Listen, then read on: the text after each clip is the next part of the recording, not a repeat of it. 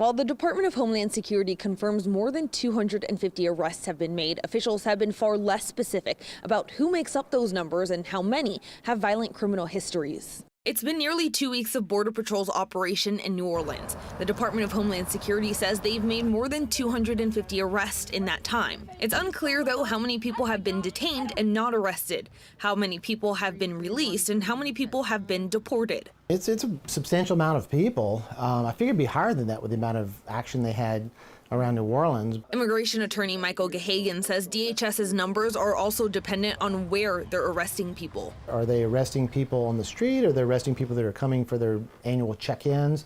I've had reports from people that they were getting called earlier to come in for their annual check-in, and they would arrest them on the spot for that. The department says they're going after the, quote, worst of the worst and criminals. The Department of Homeland Security has sent out 4 press releases in that time about the operation, outlining 33 people who they say have been arrested for crimes ranging from homicide to urinating in public. So I think if they focus upon criminals, they're going to have a lot of support. And if they go beyond that, people are going to scratch their head and say, why are we doing this?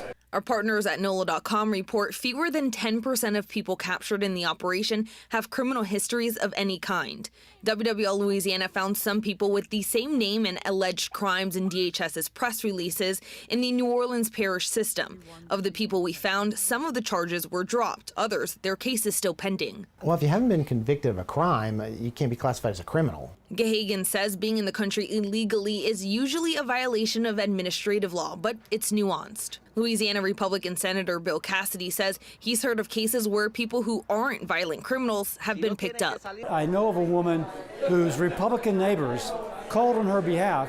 She had been here for decades, had missed a date in the court, and that was the reason that they picked her up. They decided to let her stay, but it caused a lot of people being upset. We've asked DHS if they are targeting people who have certain documentations like work authorizations.